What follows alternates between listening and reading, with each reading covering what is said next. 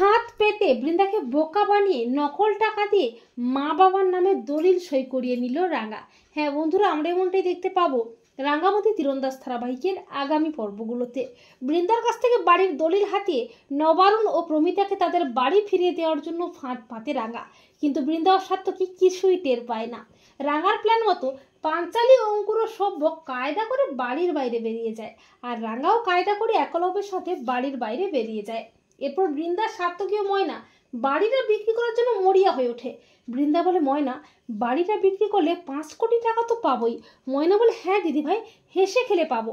আর ঠিক তখনই একলব্য ও রাঙা প্রমোটারের ছদ্মবেশে হাজির হয়। একলব্য বলে, ইনি কমলা দেবী, ইনি বাড়িটা কিনবেন। বৃন্দা বলে 5 কোটি টাকা। রাঙার কথা মতো একলব্য বলে 10 কোটি টাকা। আর বৃন্দাও টাকার লোভে রাঙার পাতা ফাঁদে পা দিয়ে দলিলে সই করে দেয়, আর রাঙা বৃন্দাকে নকল 10 কোটি টাকা দেয়। এরপর রাঙা বৃন্দার সামনে তার ছদ্মবেশটা খুলে ফেলে। রাঙাকে দেখে চমকে ওঠে বৃন্দা। বৃন্দা বলে, রাঙা, তুই ছদ্মবেশে আমাকে বোকা বানিয়েছিস? রাঙা বলে, বড় বৌদিদি, ঘুঘু দেখেছিস, ফান্ত্র দেখিস নাই রে। টাকাগুলোও নকল আছে, আর তুইও টাকার লোভে মোর পাতা ফাঁদে পা দিয়ে দলিলটাতে সই করে দিয়েছিস।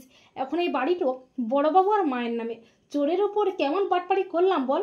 তো বন্ধুরা, রাঙার এই প্ল্যানে তোমরা কতটা খুশি হয়েছো কমেন্ট করে এক্ষুনি জানিয়ে দাও তোমাদের মতামতটি।